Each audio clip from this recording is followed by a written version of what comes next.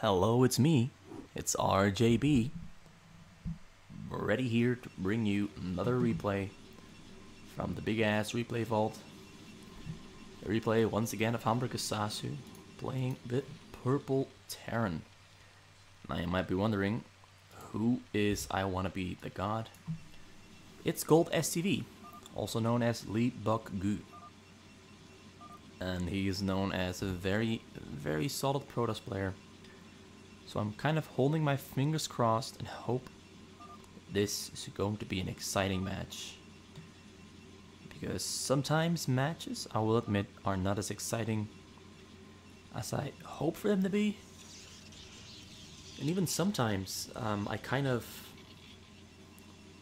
most exciting replays I've watched so far are honestly not the replays I've cast, but I want to keep my casts somewhat fresh for myself mostly. I don't want to go into a replay knowing what's going to happen.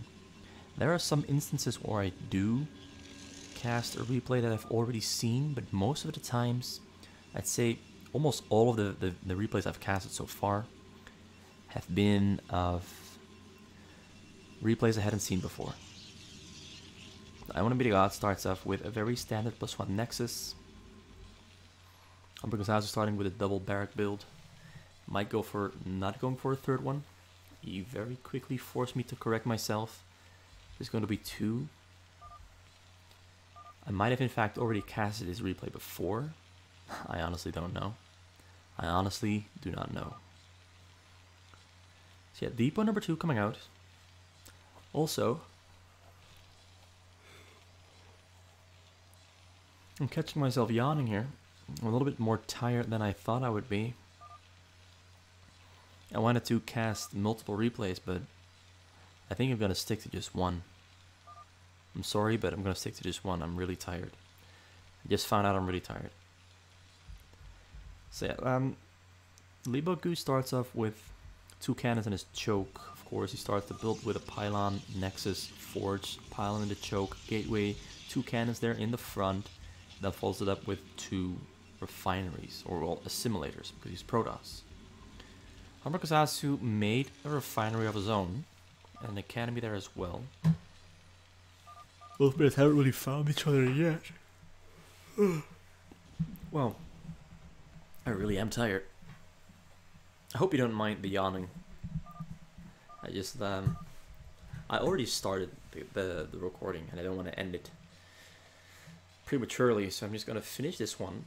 Luckily, it's not too long, but I'm really going to put my best into it to finish this and make this an interesting one, despite being more tired than I thought I was. So yeah, there's the cybernetics core.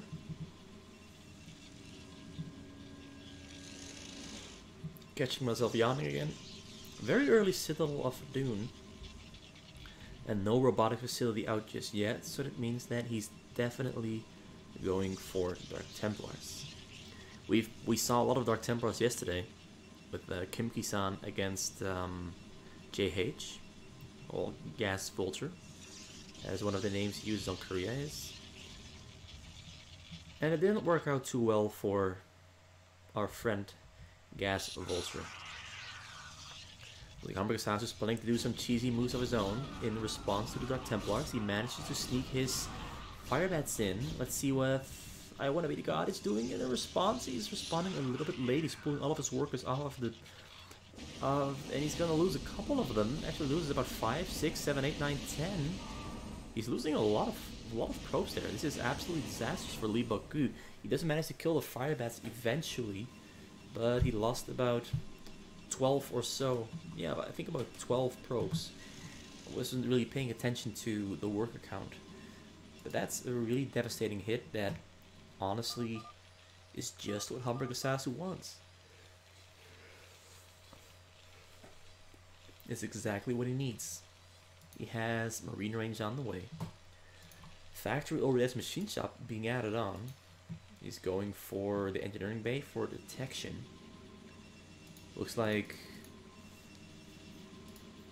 yeah, I'm not too sure whether Iwannabetheg0d is continuing his Dark Templar plans, or whether he's going straight into High Templars. I'm not sure. His choke is still very, very small. 2 cannons, 3 zealots. No more zealots on the way. HamburgerSasu, if he keeps making marines, which he currently is not. There he is, making marines again. I guess he wanted to finish up all the other things that he needed minerals for. He wanted to finish it all up, and so he did. He's making a choke. He's deciding against going aggressive despite hitting that many workers. He said he's taking his time to build up and hit his point of critical mass before Leebokgu hits his. But will this be the right choice? I do know that HamburgerSasu is incapable of being very aggressive because the Dark Templar option is a very real one for Leebokgu, and he's going for Dark Templars indeed. Reaver there in the way as well. He's gonna pick them both up, load them all up into the shuttle. Maybe he's gonna fly those Dark Templars in before the Reaver, try to open up a hole in HamburgerSasu's defenses. But he is not. Did he use it for scouting? For scouting purposes instead? Reaver is finished. He's gonna fly all the way around, I assume, but it looks like HamburgerSasu did use his scan, but he didn't see the shuttle leaving. So HamburgerSasu doesn't really have any useful information from that scan, other than the fact that there's no shuttle inside of the base, but a shuttle might have been here at the front. So I'm assuming that HamburgerSasu was assuming that the shuttle already left the base, and likewise, it is already on its way in. Couple of marines there on the side, but I think Leebokgu is going to ignore them completely and find himself a pretty nice spot there. Unloads the Dark Templars. Dark Templars are going to look for something to kill, but HamburgerSasu already knows that Dark Templars are there because there's the scan, kills the Dark Templar. Reaver's still alive. Reaver got picked up, killed a bunch of marines there as well, and Reaver stays alive. He's going to try to go in from a little bit of a different angle there. Finds a different angle, unloads it. Tries to kill some marines, flies in a bit deeper. Marines are on the chase, so he's have nothing pulled up the minerals. There comes another Reaver shot, kills more marines, but no significant damage has been dealt there. Leebokgu already back on 48 workers, 40 SVs for HamburgerSasu. Another drop is being loaded up here. He's got 7 zealots? 7 zealots it is. And 2 Templars. Well, I think he's going to fly in with 6 zealots and 6 zealots. 6 zealots and 2 Templars, I mean. Sorry. The tiredness is hitting me a little bit. Another scan came out. He didn't see the shuttles once again. But a tank drop's already flying in for HamburgerSasu, going straight for those probes. At the same time that Leebokgu is going in with the shuttle drop, but HamburgerSasu very wisely pulls back so he can focus on the shuttle drop instead. Plus, he might be making Leebokgu believe that there's nothing inside the tank, so just a scout. Actually, he's just being an annoying bitch now, forcing those probes to be pulled off the minerals time and time again, disrupting the flow of income for Leebokgu. He's just flying back and forth, sieges up one tank, goes in for the shot on the probes, but it's outside of the range, but another one comes in, and this one might be in range, kills a couple of them, but not that many. Got another shot off, but killed nothing. So the probe count for Leebokgu stays where it was, but he does lose a lot of precious mining time that once again does propel HamburgerSasu ahead a little bit more than he already was. Another tank drop is being loaded up. Is he gonna land it on the hill, or is he gonna fly in and try to get another shot off on those probes? It looks like he's gonna try to get another shot off on those probes. He knows that Leebokgu's next attack is delayed by quite a bit. There come the tanks. Let's see how many kills this one's gonna get. None at all. There's another one in there. There's another one in there. He's gonna try to drop it in the top corner there. But here comes the drop from Leebokgu. HamburgerSasu not responding in time. There comes the first one. There comes storm number 2. But he dodges the storm beautifully. He does lose a lot of marines in the process. He's not pulling his marines in to kill the units there, but eventually those units do go down. Another tank drop here, already in the process of flying in, and he used this tank to kill some probes, and he actually killed a couple of them. I think he killed about 5 or 6. Not a huge hit, but it's something. But once again, another tank drop already flying into HamburgerSasu. This is kind of like the reverse Protoss versus Terran, where it's not the Terran that's getting dropped, but it's the Protoss that's getting dropped, and he actually hits!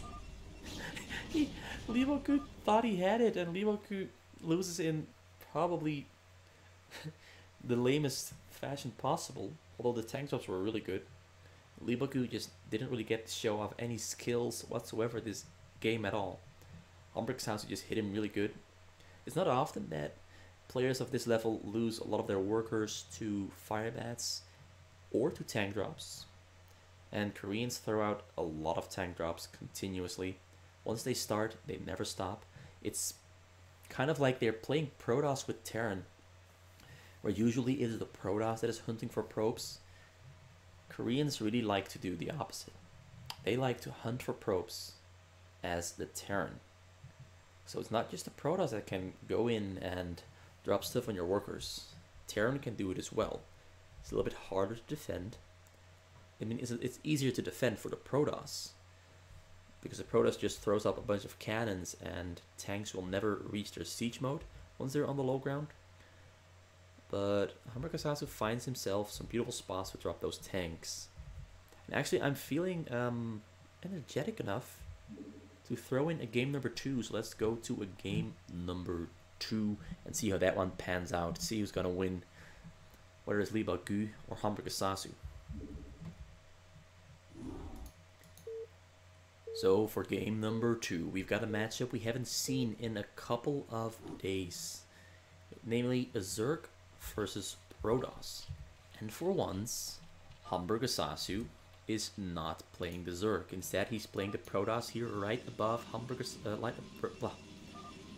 right above Leebokgu on the top left of the map. In the middle of the left of the map, we've got Leebokgu on the blue Zerg.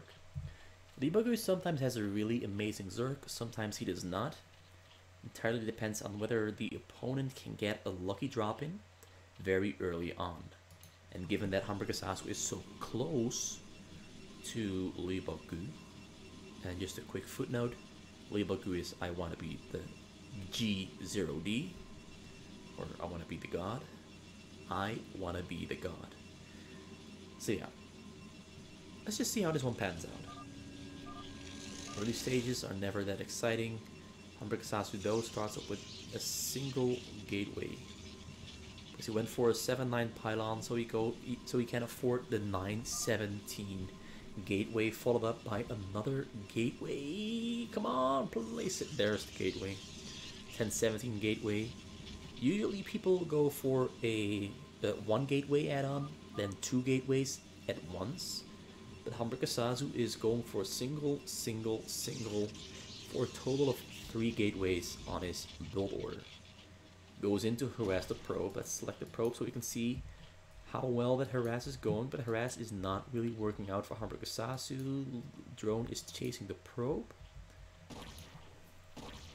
Then pretty decent probe micro there. Ooh, let's look at it. He's trying to block it, not really succeeding all that much, but he's dealing more damage than he's receiving. So the first 2 gateways have finished up. 1 zealot is on the way, but he got supply stuck for a couple of seconds, and now the supply stuck is unclocked, and zealot number 2 is on the way as well. 2 probes are in the front trying to deny the creep colony from going down, and this is where the real micro starts. Probe against drone micro, the micro we've all been waiting for. It is the most exciting micro. And there, one in the front, a sunken colony goes down, and there on the side another one goes down as well, meaning HamburgerSasu did not succeed in blocking the sunken colonies.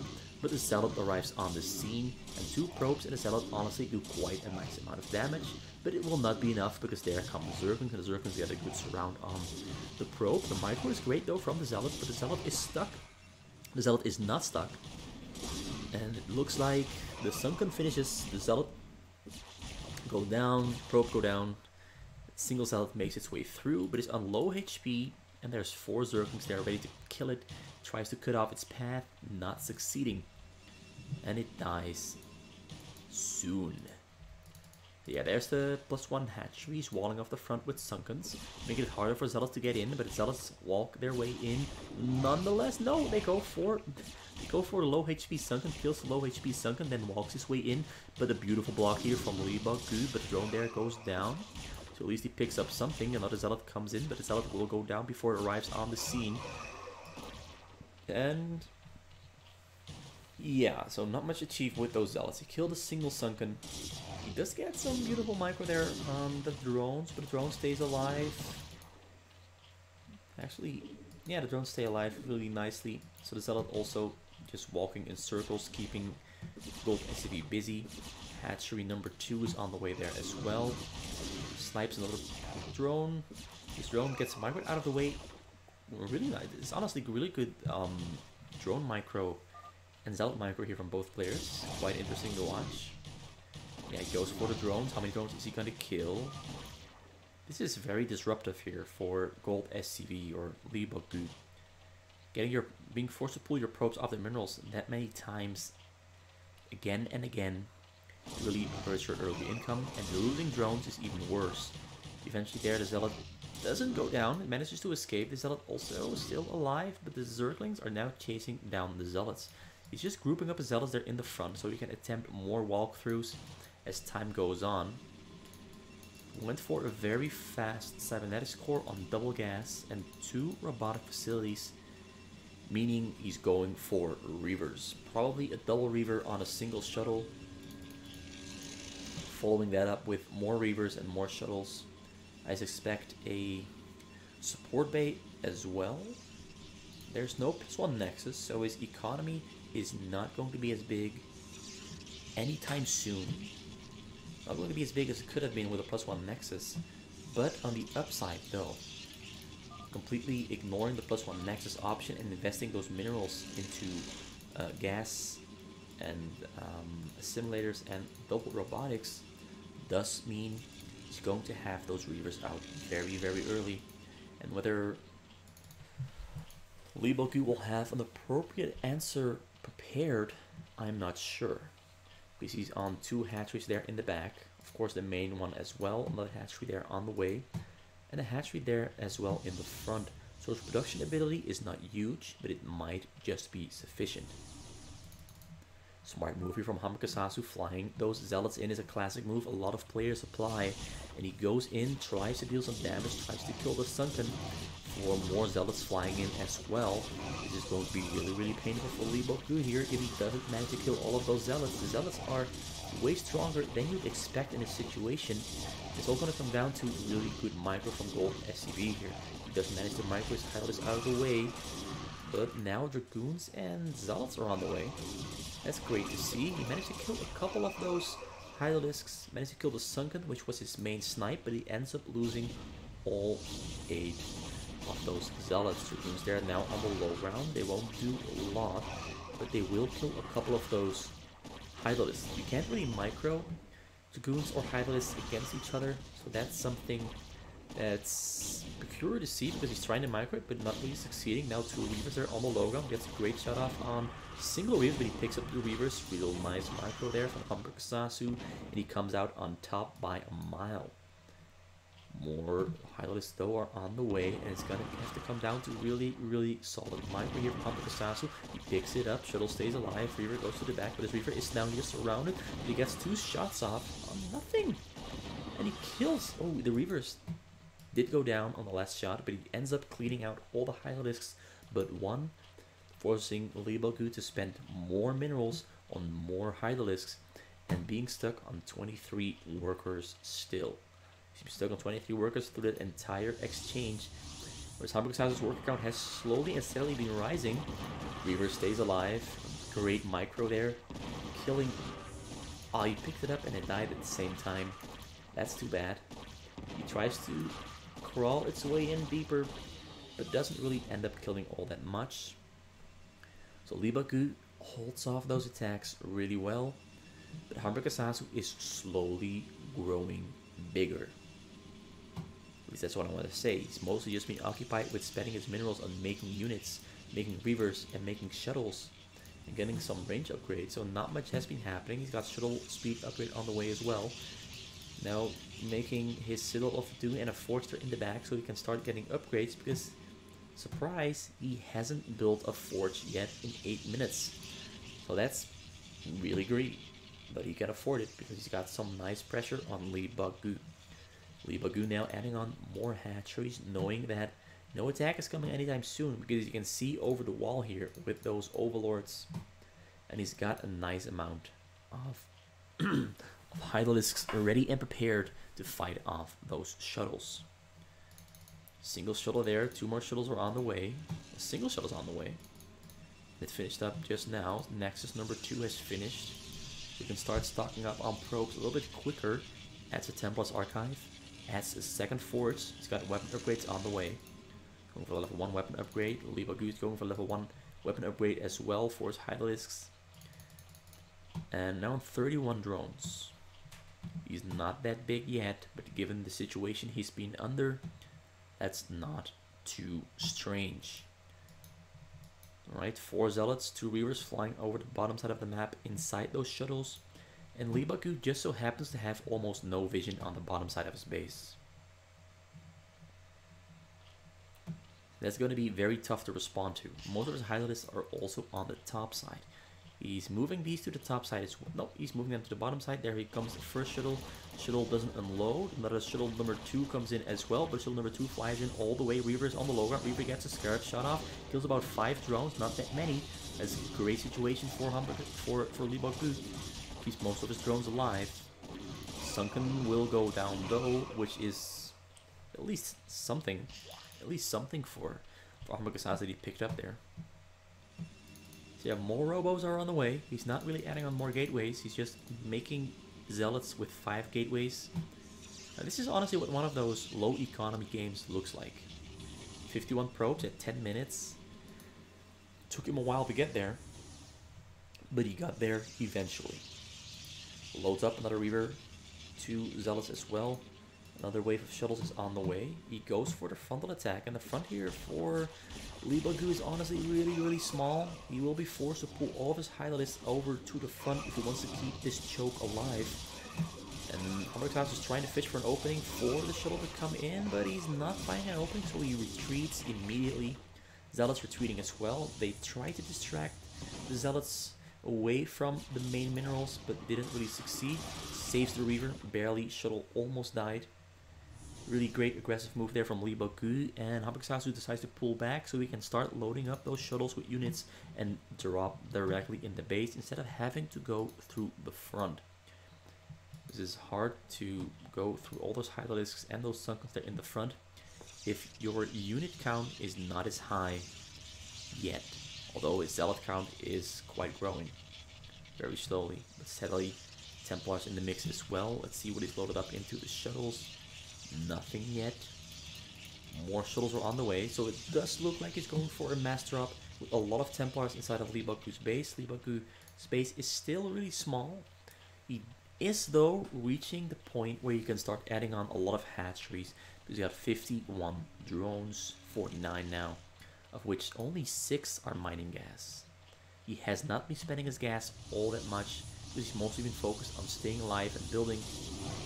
Massive drop here from HamburgerSasu. A lot of Templars are in the mix, which should be capable of taking care of most of the Hydralisks.